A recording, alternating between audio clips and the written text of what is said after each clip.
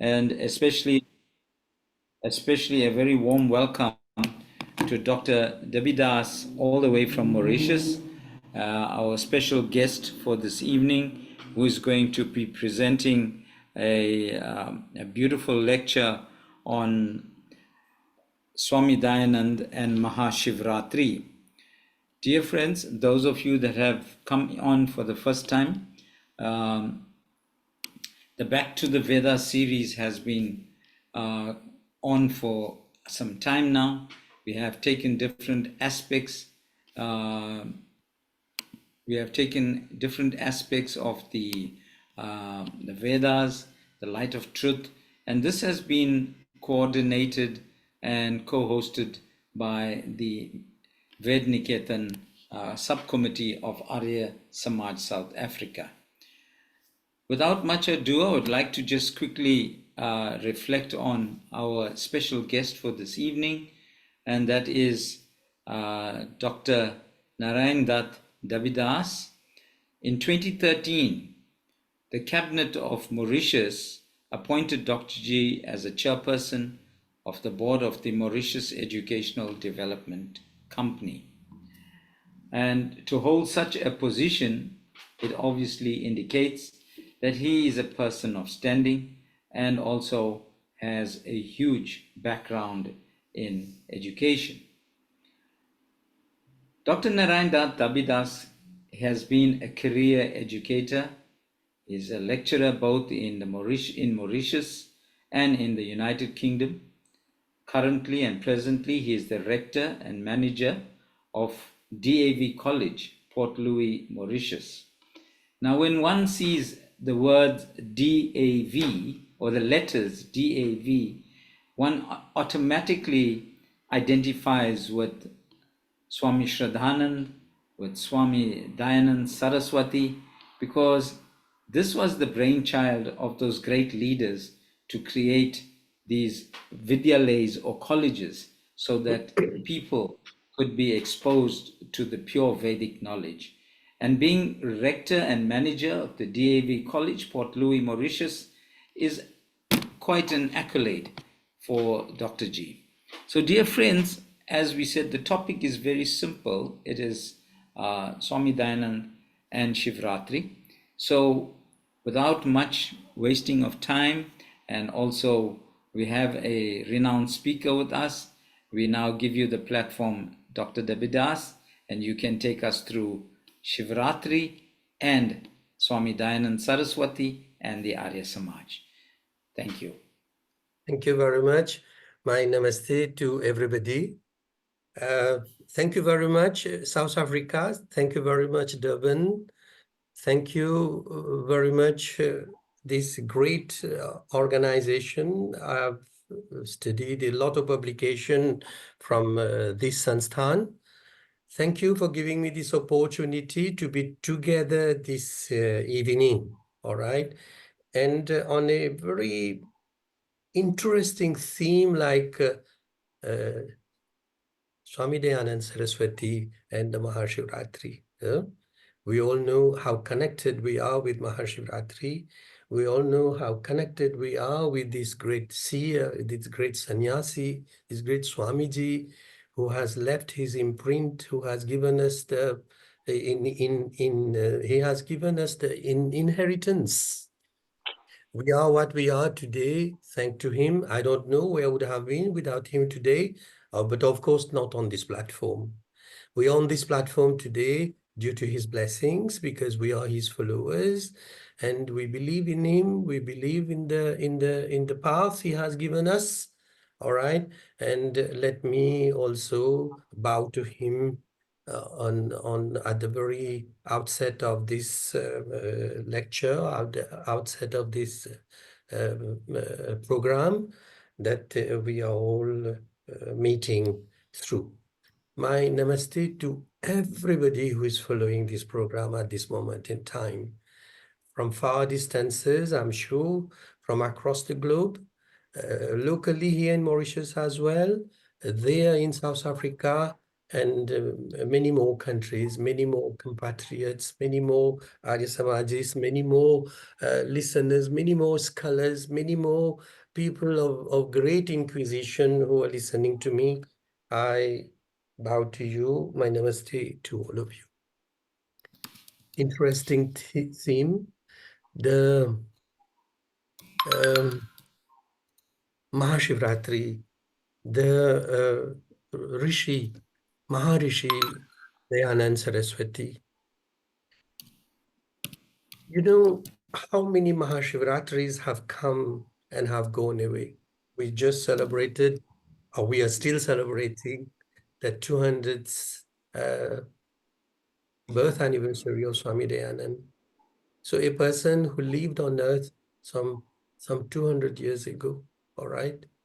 We have to look into a very, very brief historical outline of his life, all right? To be able to understand exactly his association with Mahashivaratri and what was their impulse of provoking us, of taking us from this ignorance, from the darkness of life, and who shed light on us and where we are standing today. His blessings are there in shedding all the lights that he has given us through his teachings.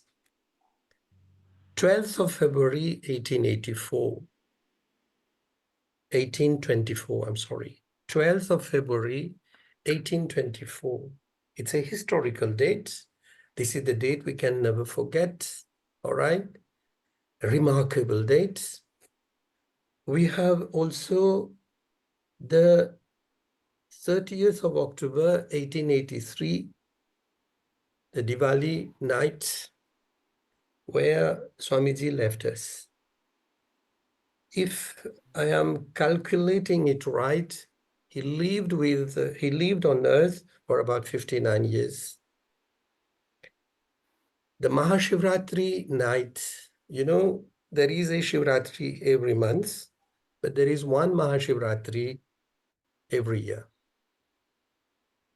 Across, let's say, end of February, around February or March or whatever it is, all depends when the Tithi comes, the Trayodashi.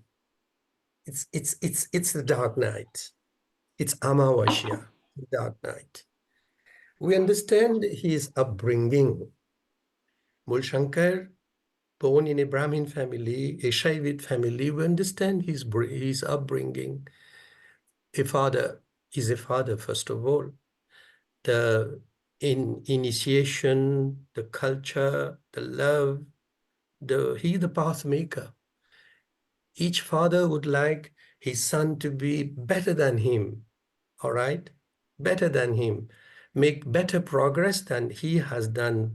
So the great Shaivit father wanted his son also to be as pious as him, all right, to become a Shaivit. So he was called in the Shivalaya, all right, in the temple. He was called over there for the Vajayal and also for the prayers, all right, the Char Praharti Puja, which is very keeping Vajayal and all that, which is very famous in throughout the world, all right.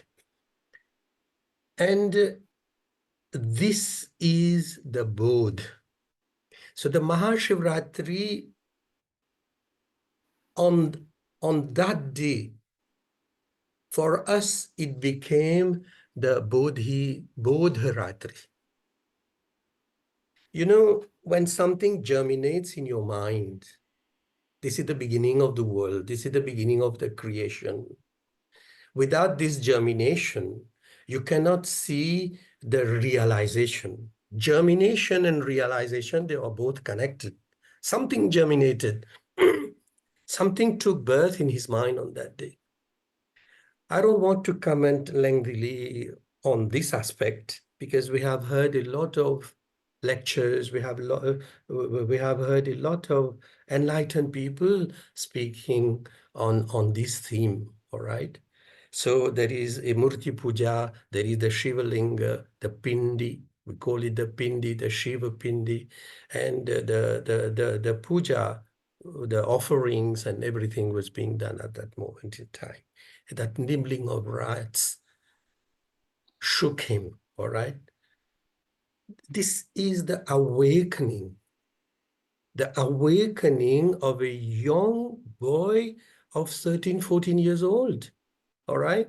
That's the awakening. So the inquisition takes him to his father. He questioned his father, Papa, Dad, Pitaji, ye sab kya hai? What is this?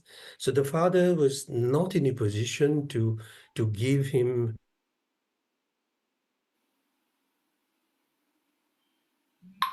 Oh shit.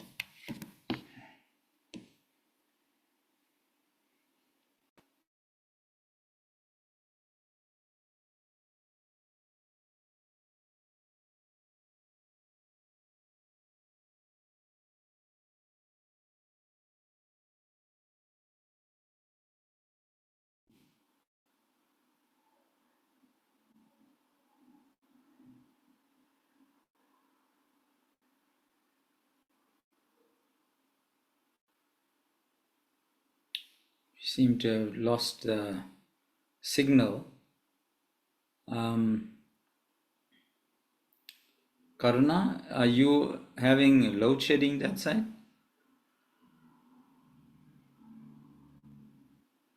Yes, but I'm on the generator, Okay. so I Dr. am G is back. connected. Dr. G is back. Dr. G He's is back, back. yes. Yeah, I'm yeah, back. yeah. Okay. Just change the format. Take him off. Take him off the grid. You can go ahead, Dr. G. Continue. Okay, I can continue. Huh? Okay, all right. Yes. Thank you very much. Yes, so that inquisition, that awakening, all right, this is Buddha. So he determined inside him that, I'm going to set out in the search of the truth. I'm going to search out in the search of true Shiva. Now, Rishi Bodh, two words, the combination of two words. Rishi means the seer. Bodh means awakeness, awakening. All right. So then we have Mahashivaratri. As I told you earlier, there is a Shivaratri every month, but there is a Mahashivaratri, the great night of Shiva, the dark night of Shiva, all right, which falls on a Trayodasi Amavasya, we call it. So Mahashivaratri, the great night of Shiva. Now, who is Shiva? Shiva, the Kalyankari Shiva. The Kalyankari Shiva. Shiva literally means one who is the Kalyankari, means the benefactor. He who gives, he who offers in abundance. Kalyankari. Therefore, is the memorial of divine incarnation and divine acts of the incorporeal God. Shiva is the Supreme Father. He performs the triple role of creation, sustenance, and destruction. I would like to catch the last word, destruction. Destruction means the destroyer of ignorance. We'll come back to it later when we'll be discussing about the philosophical aspect of this point. So the benefactor, the one who offers in abundance everything, all right? And he is the embodiment of creation, sustenance, and destruction. Look, it all depends how do we look at creation. Our sights, our eyes are very limited, all right? But as from my angle, my point of view, I see everything beautiful. Whatever we see around us, it's amazing, this creation. Look at the man he has created. Look at yourself. Look at ourselves. You know, he created our nose just on the center of our face. What a beautiful figure he has offered us. But then he has also given us knowledge and wisdom. All right. He has also set for ourselves the pathway. What are we supposed to do on earth? Everything has been determined in this creation for us. All right. How to remove ignorance and how to deal with wisdom, and wisdom taking us towards liberation and all that. Everything is set in this world. So briefly, this is all about the Rishi Bodh, all right, and Mahashivaratri. So Mahashivaratri becomes what we say the Bodharatri. This is very important for us. Mahashivaratri reminds us of this Bodharatri, the Ratri, which is the symbol of darkness, and the darkness over here, which is the symbol of ignorance. So when Bodha, when you're aware of it, you simply come out of from the shackle of ignorance, and you see there is the manifestation of wisdom, and this manifestation of wisdom takes you towards liberation, towards bodha, towards gyan, and towards enlightenment. So for me, this young boy of 14 was enlightened there only, because the Inquisition was very, very sharp. He was determined. He said yes. So you will see at the age of 22, he leaves home. Now, we have to understand at the same time, Buddha said sarvam dukham, that there is nothing but only suffering on earth. Now, this attachment with his chacha, with his uncle, that attachment with his sister, and the suffering, the moment, how the painful time he spent in the family by losing his uncle and by losing his sister, made him again to set out and to look for the search for the truth. Buddha also set out in the search of truth. He wanted to know what is death. All right. Nachiketa also set out of the truth. He questioned Yam. What is death? This is the most fundamental question I believe all human beings must ask themselves. Those great seers, those great thinkers, including our great Swamiji, question us, question himself, question everybody, and opens our way towards this question of death, which is an eternal question.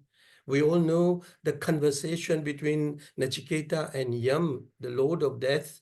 We all know the Bodhisattva of Gautam Buddha, the Nirvana of Gautam Buddha, and we all know the Rishi Bodha of Swami Dayanand. Look at this combination. Look at this combination, this triangle, I will say. What do we draw out of it? What is the lesson we get out of it? So those great seers, those great sages, Sant Mahatma, all of them have given us to live in accordance to the law of dharma, to live in accordance with dharma, then to perform our karma accordingly. Now, the journey of Mul Shankar, the journey of Mul Shankar to Swami Dayanand Saraswati is an amazing journey. It's an amazing journey because if we remove 14 years out of his life that he spent as a child, though it was full of pain, suffering because of attachment.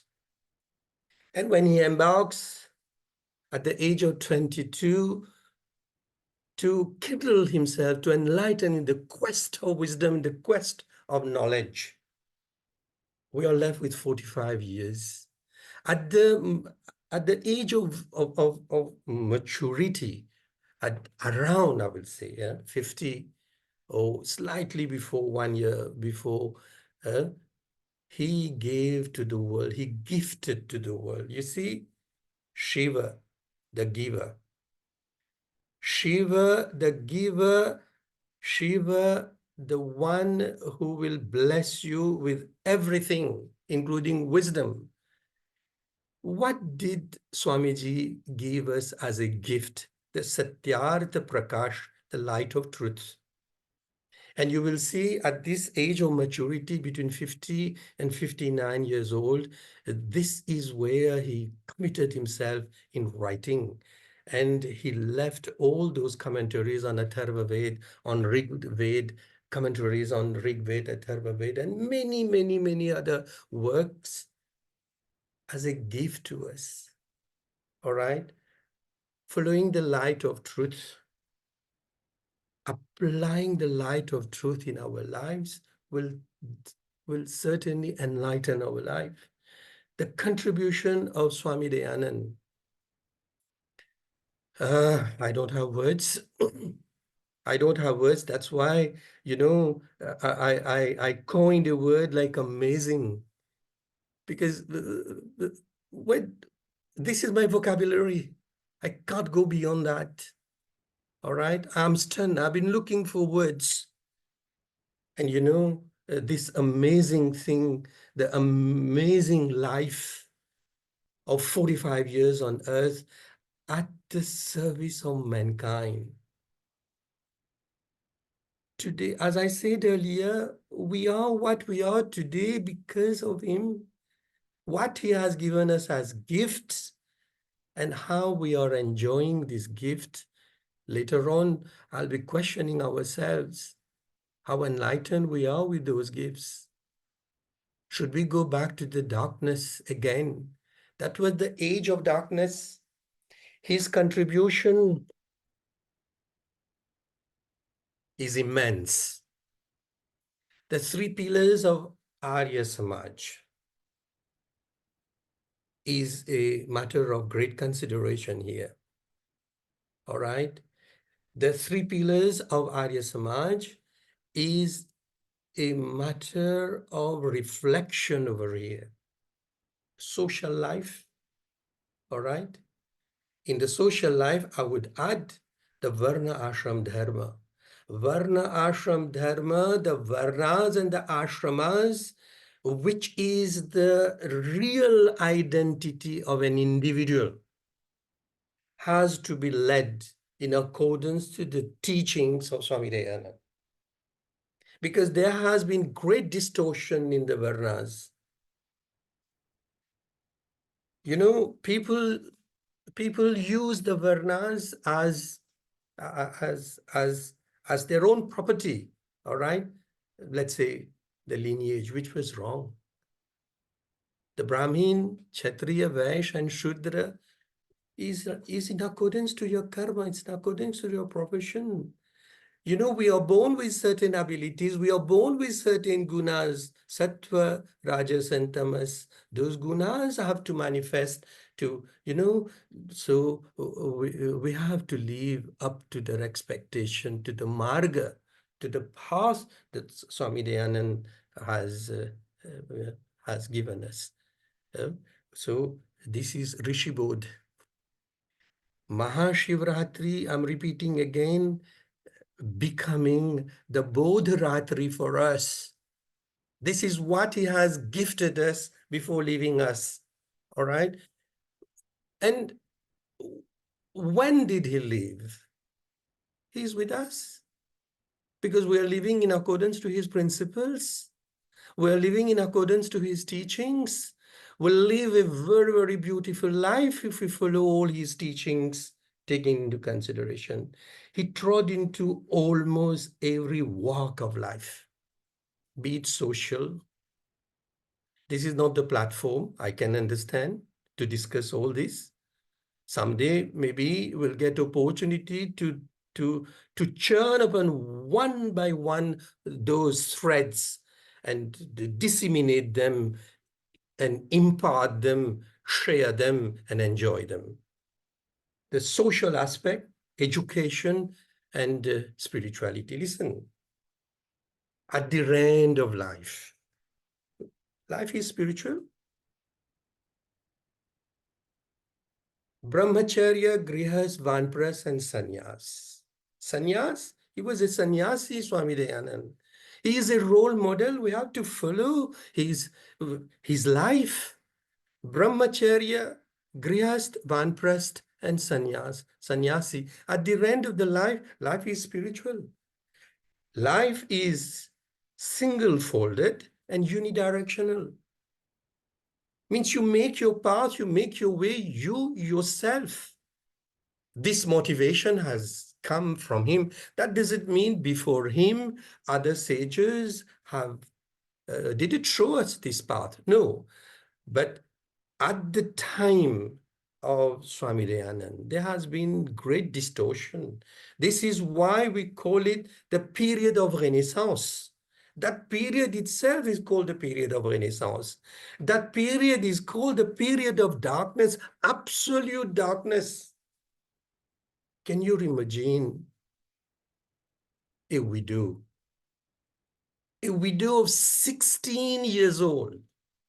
Can you imagine a widow of 16 years old sitting on the pyre of her husband alive and being immolated, being burnt alive? Can you imagine this scene? Is it not the age of darkness? What kind of ignorance, what kind of malpractices we might have been practicing those days? But I will say something over here regarding his social upliftment. You know, the contribution, his contribution towards women. Again, Rishi Bodh, once again over there. All these are connected with the Bodh, with the wisdom he has acquired in the search for truth. The upliftment of women. You know, who are we without our mother? Prathama Guru, the first Guru. We are what we are because of this great lady. How can this lady be ignorant? You know, educating a woman is to educate a family. All right?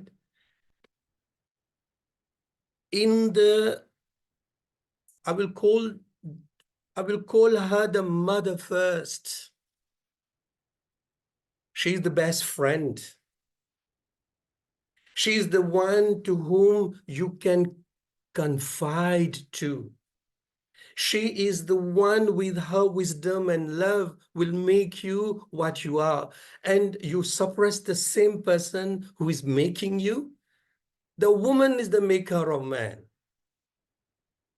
And you create atrocities for her, you create obstacles for her, you deny education, you deny schooling, you deny all facilities to her. She becomes her, sorry, in between inverted commas, your nokrani, your servant. How just it is. I bow to Swamiji. I bow to Swamiji that at that moment in time, he said, no, women must be educated. It is our prime dharma. It is our first duty. And you know, he opened the Kanya Mahavidyalaya for everyone. All right. And those girls were educated. See where the world has come. You know, I believe I gain a lot, be it success, be it wisdom, be it facilities, be it joy, enjoyment when she is educated. All right? It's a better world when she is educated. because she is the Matri Shakti. Matri Shakti, you know, it is unparalleled. This Shakti is unparalleled. So his contribution in the social life, his contribution in the education field. He said education to all. He opened the doors and, you know, to modern education. Surprising. He was a great Sanskrit scholar, traditional Sanskrit scholar. Swamiji had unlimited skills. He was an unparalleled scholar.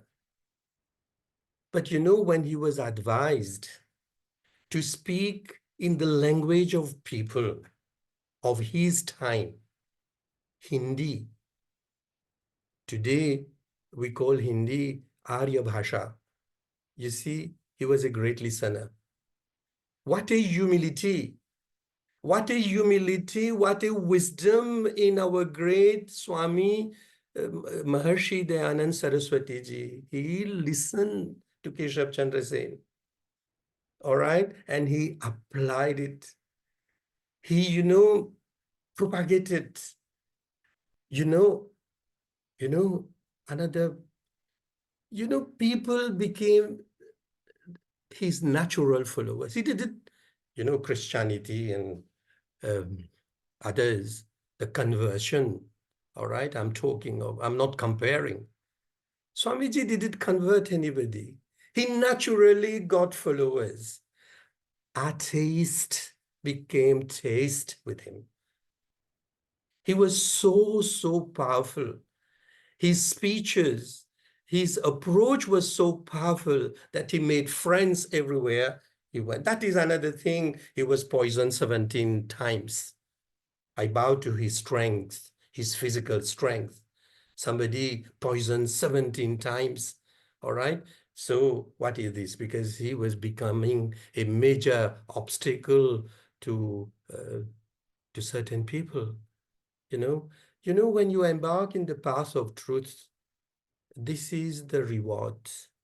And we have to accept this reward. Whoever has traveled in the path of truth has been rewarded this way. All right. So he not only opened the path of truth for us, he made us to follow the path of truth. All right. Now, you know,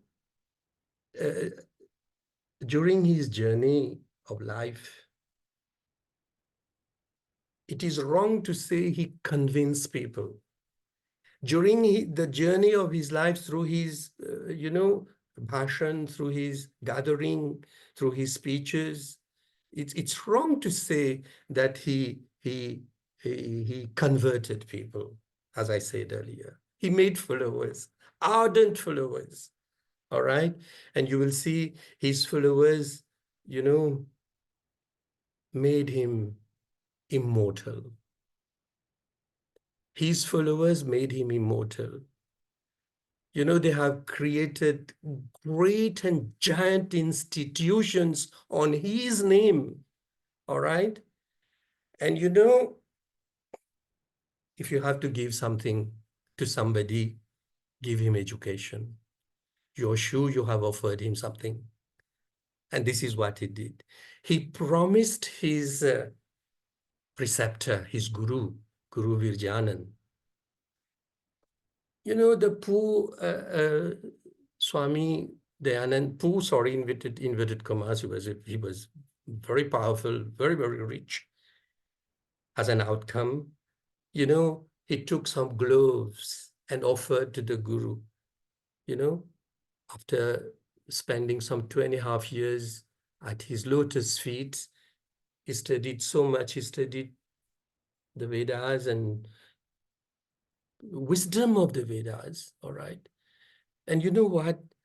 Swamiji said, all right, in all humility, he accepted those gloves and he asked him, can you do me a favor?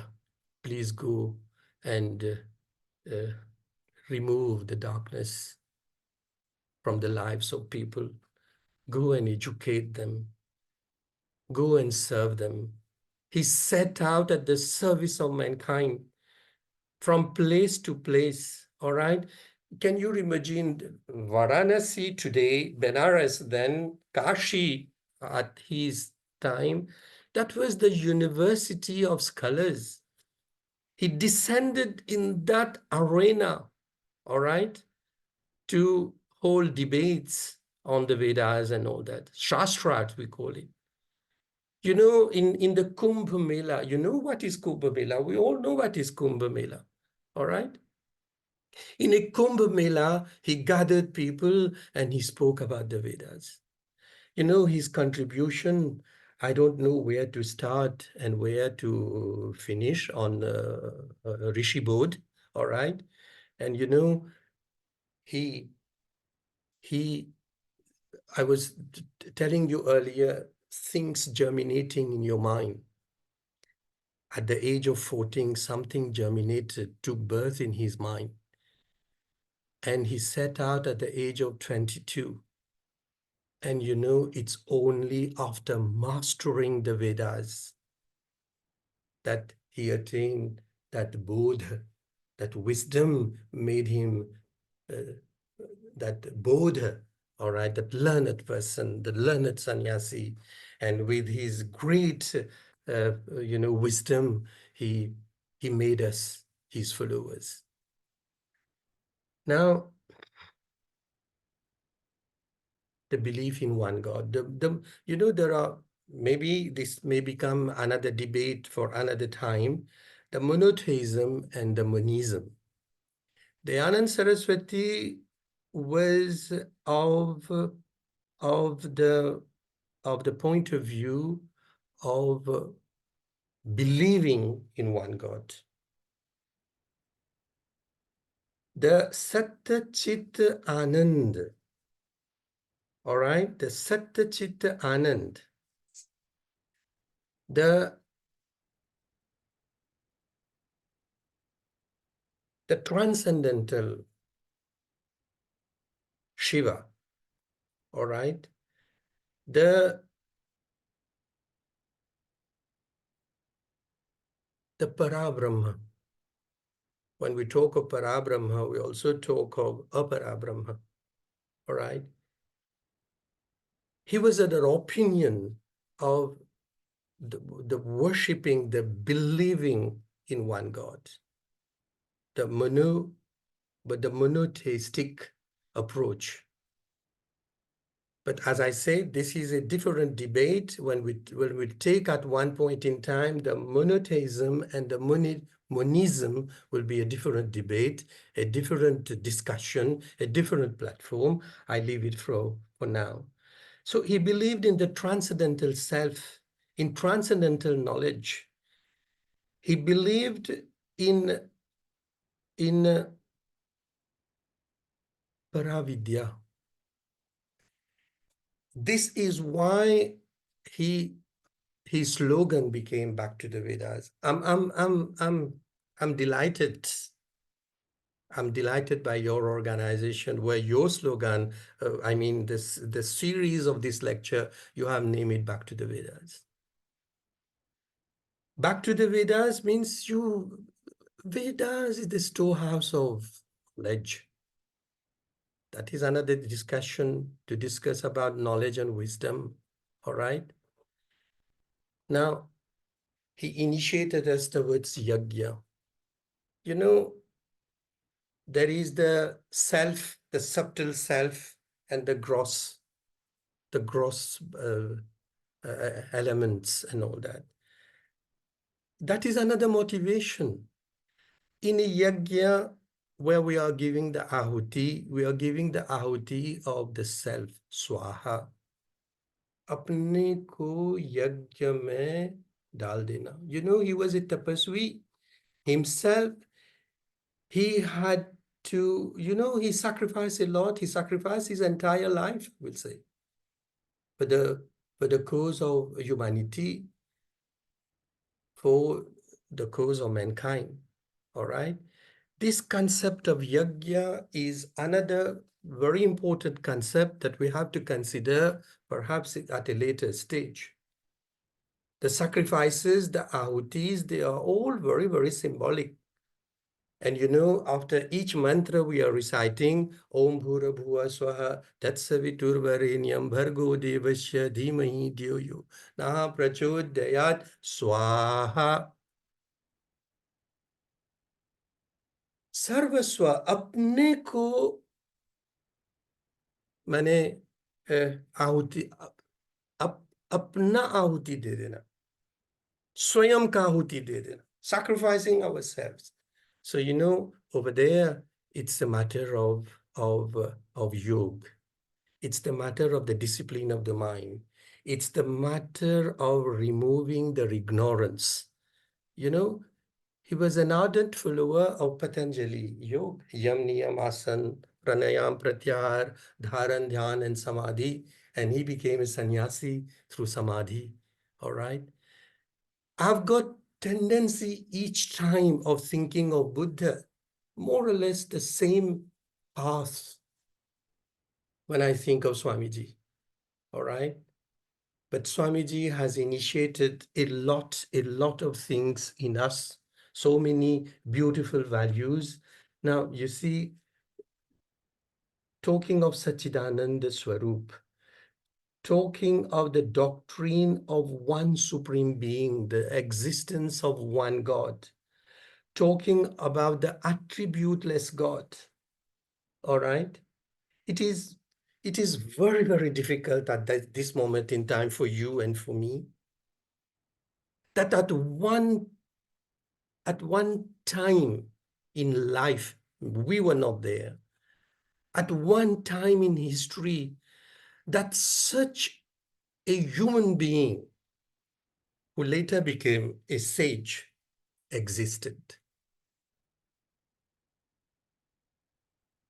I'm going to set a few questions to ourselves before I leave this platform, all right?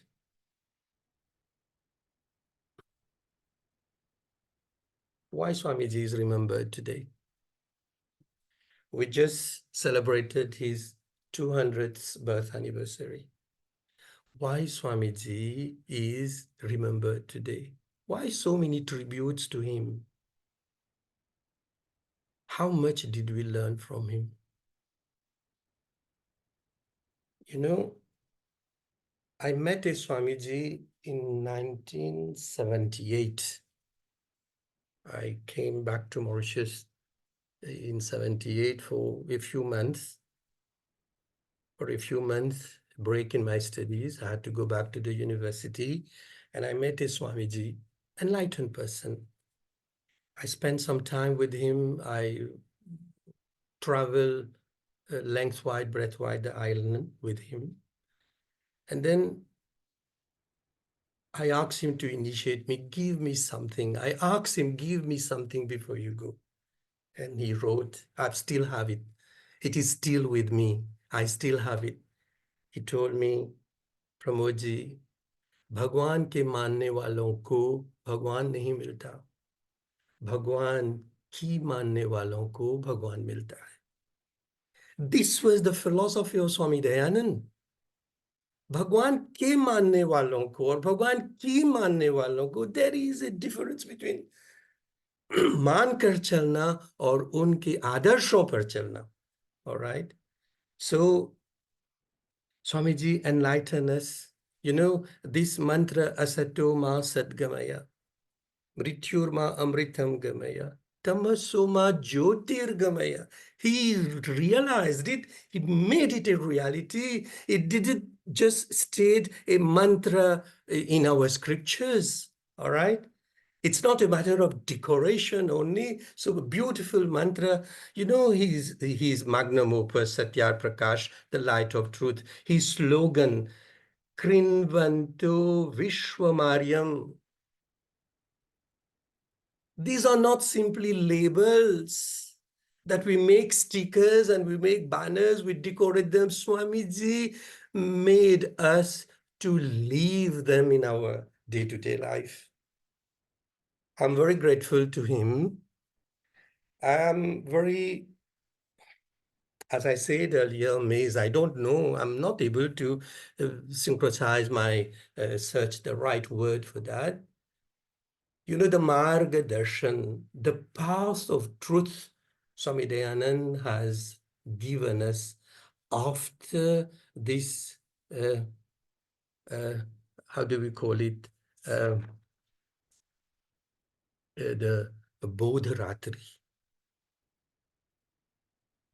The 14 years old child in his brain, in his mind, from there, what he has given us. We shall always be in Sanskrit, we call it Rini, Rin. 3 rins are there, Matri, Pitri, Acharya, Dev, 4 rins, all right? But this rin towards Swamiji will always be, we shall always be indebted to him unless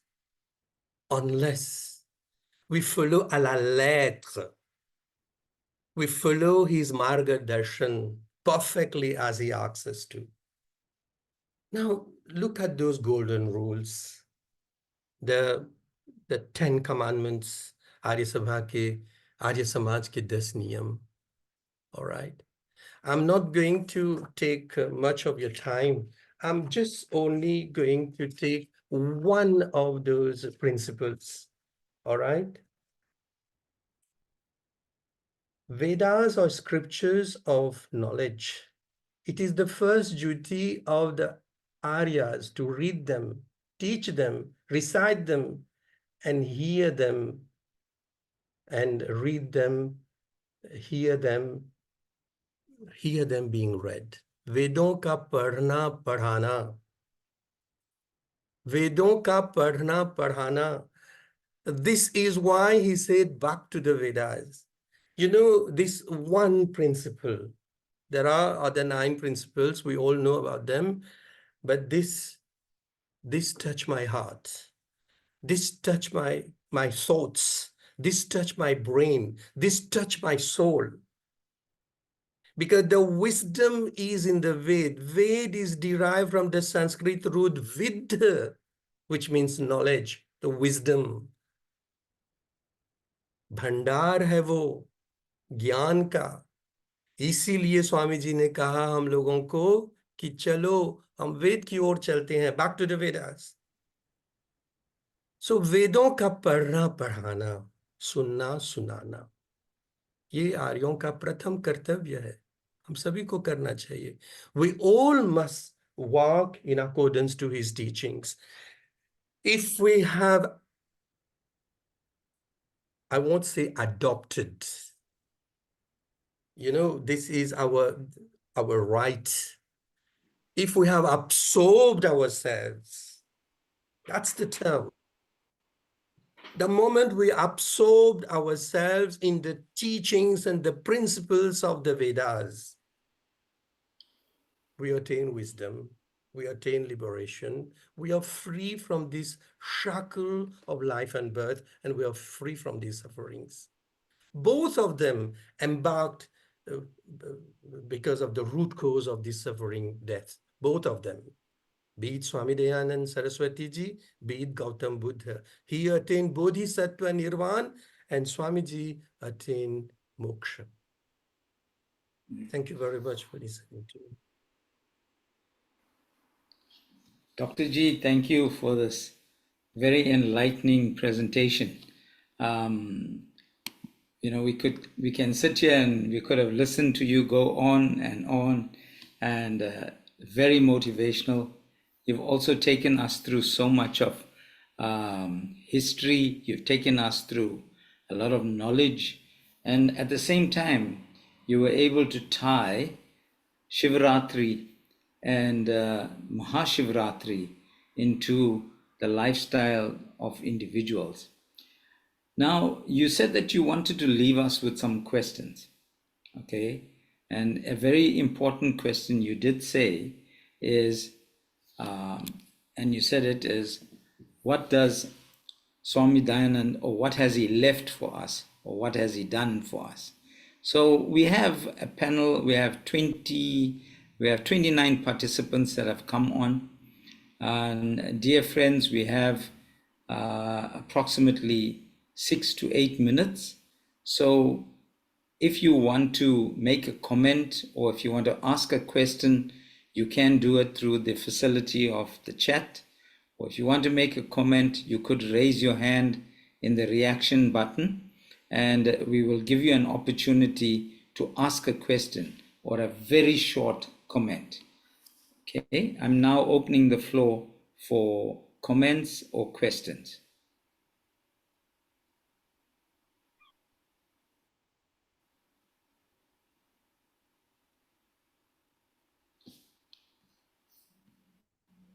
Okay, we have one question that has come through, and it says, "What is our debt?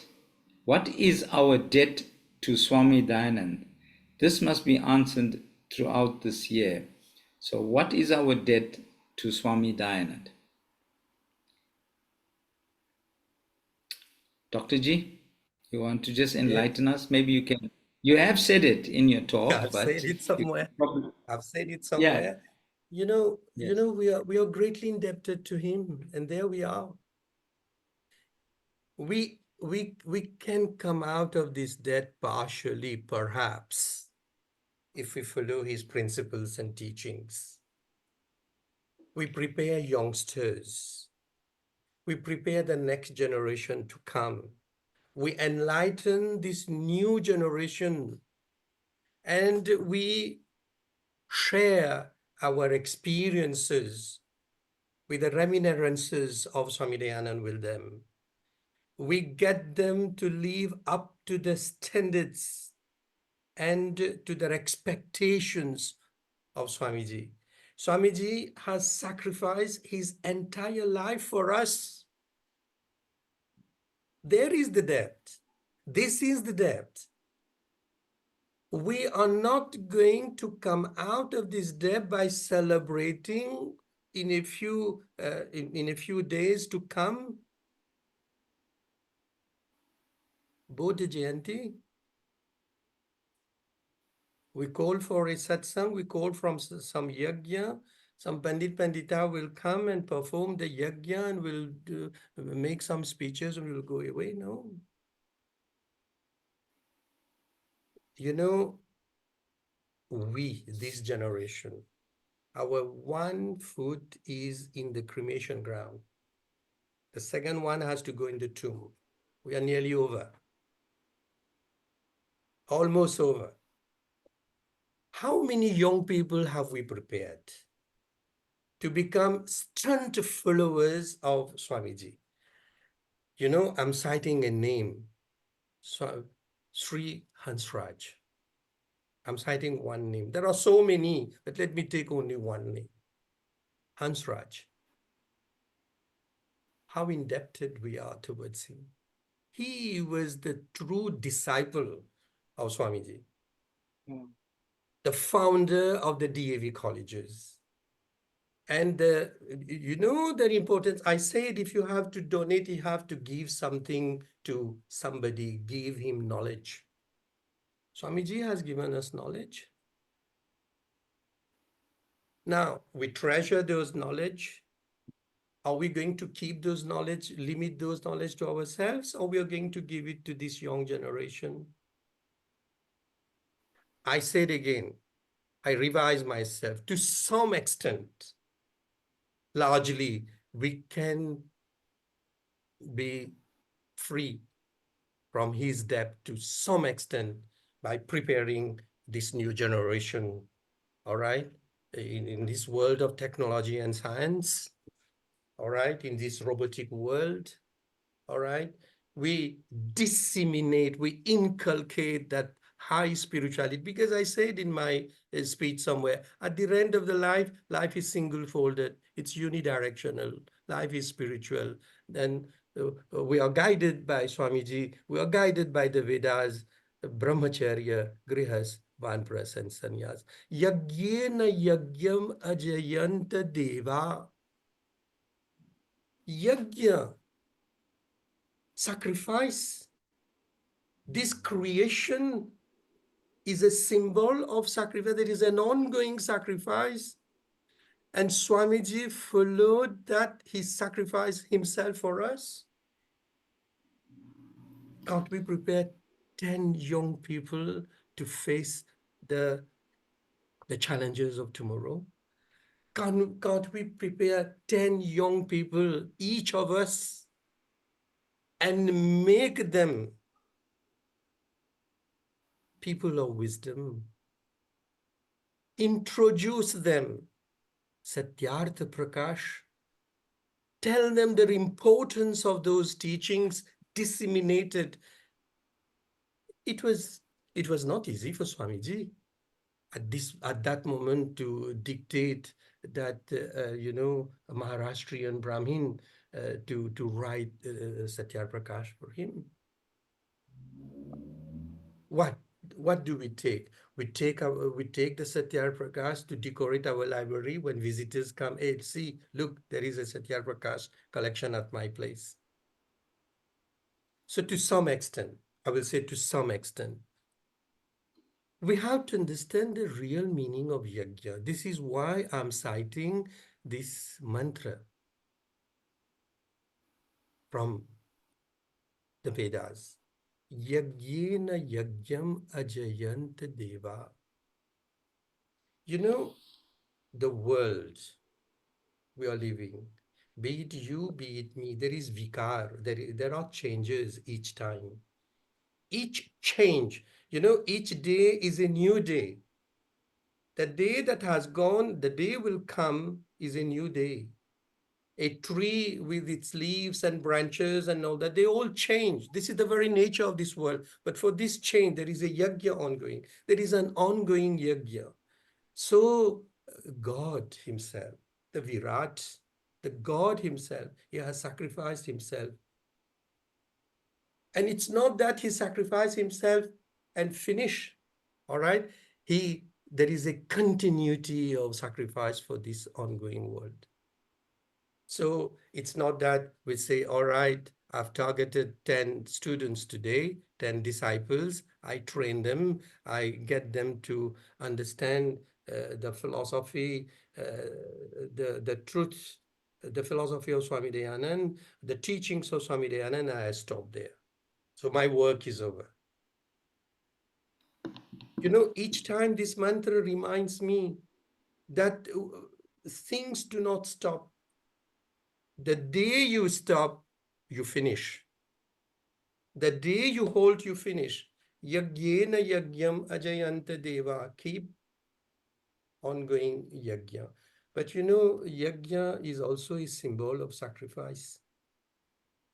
So what is our life? Our life is a life of sacrifice. All right, tapas. Tapa, tapas. Sacrifice. All right. So I don't know what else I will say, but we are never going to get rid of his death. This reminds me of Tulsidas Ramcharitmanas. In Tulsi Ramcharitmanas, when Sri Ram was introducing Hanuman to Bharat, he told Bharat, Bharat bhai, kapi se hum uri na hot nahi. Means the Raghukul, it's not Ram only, it's not Sri Ram only. The Raghus, the Raghukul, the family lineage, they cannot get rid of the Vanar, Kapi, Vanar, monkey, of this clan, because this clan has helped the Raghus so much. How can we get rid from the Rinas of Swami Dayanand, of Swami Saraswati, Swami Dayanand Saraswati? I pray to all of us. I make an appeal to all of us. Let us live up to his expectations. Let us live up to his, his teachings. Let's not allow his sacrifices to go in vain. Thank you, Dr. G. Thank you so much. Thank you.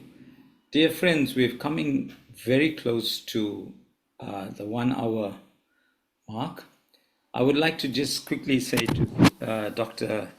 Davidas, thank you for taking us through the founder of Swami Dayanand Saraswati, the founder of the Arya Samaj. You touched on the principles of the ancient Vedas, and you also spoke on the Varna system, where caste distinctions were a problem. And also you were able to focus on the true knowledge of the Vedas and how Swamiji made all those sacrifices to bring it to the fore. Also, in terms of the Arya Samaj, you spoke about social equality, the education for all, by even bringing in Mahatma Hansraj and also talking about education and educating as many people as possible. You also touched on a very important role, and that was the relevance of women in society, the respect of women, and Swamiji's outspokenness against widows being ostracized, and even the sati system that was in place at that time. Yes, the Arya Samaj does not typically celebrate festivals like Shivaratri in the traditional sense, but its followers may acknowledge the day in their own way, perhaps through prayer, as you've indicated. A Pandit will come and do a Havan, where there will be some study. But the important thing is, we need to also speak about the Bodh Divas, the reflection on Vedic teachings of Swami Dayanand Saraswati. In conclusion, I would like to thank you, Dr. Ji, for this wonderful spread of knowledge that you've shared with us. And we conclude with a very beautiful saying of Swami Dayanand, that was Krinvantu Vishwam Aryam. This phrase is a key mantra of Arya Samaj, which means make this world noble. It encapsulates the fundamental principles of the Arya Samaj, promoting a noble and virtuous way of life for individuals and society. And Dr. Ji, you emanate, you participate, you preach Krinvantu Vishwam Aryan. Thank you for being here with us this evening. Thank you very much. Thank you Thank so you much. very much. Thank you. This is very Thank you kind, because before leaving your flow, I am very, very grateful to you, that you have given me this opportunity to come to this platform. I believe in the great saying, Vasudhaiva Kutumbakam. The world is a family. We belong to one family, all right? I would be glad to come and share whatever knowledge I have with all of us on a different theme on Swamiji, the contribution, Swamiji's life, because, you know, this aspect of monism and monotheism at this point in time has been left, means unsettled, I will say. I just mentioned it, but you know, there is this Vedantic approach of Swami Dayanand as well, all right? The transcendental self, transcendental knowledge, all right? What we people we call wisdom, all right? So there are a few philosophical aspects regarding knowledge and wisdom and the belief in God. You know, the plurality of God, ekam sadvipra bahuda vadanti, other things have been left undiscussed. At some other time, perhaps we may find another flow, another place to discuss all this. With this, naman, namaste, and kind of you, very grateful to all of you. Wish you a very good night, and I hope I've been up to your expectation. I've been able to share. I mean, openly. I didn't hesitate. I was able to share openly, as if I am in a lecture theater, you know, discussing with my students and all that. So thank you very much for having listened to me. God bless you all. You're welcome. You're welcome, Dr. G. We will definitely have more interactions with you. Don't be surprised. We may even invite you to come to South Africa one of these days. Thank you. you. Very much. Yes. Okay, dear friends, we will be closing our Back to the Veda lecture for this evening. And Dr. G has expressed his sincere gratitude for the participation from far and wide. And I would like to just quickly touch on some of the messages that we did get. We We said that, or the question was, what is our debt, which we've answered. From Pandit Singh, Judika Singh, Namaste all, excellent discourse, Dr. G. You are very knowledgeable. Dr. Hans Singh, Namaste. Oh, Dr. G, there's somebody who would like to be in contact with you. Namaste would like to be in contact with Dr. G. My email is sacricket@mweb.co.za. So if you can write it down, it's sacricket@mweb.co.za. But if you want this information later, Dr. G, when we do communicate with you, we will pass that on. We also have from Pandit Hanuman, Dhanyavad Panditji, Namaste. Dear friends, thank you for your participation and for being with us. We look forward to the next Back to the Vedas lecture that will be next month. And we wish Dr. G all the best, and thank you once again for being with us. My Prem Namaste to everyone. Have a wonderful evening ahead, and we hope that you have a safe week ahead also. Namaste. Thank you. Take care. Namaste.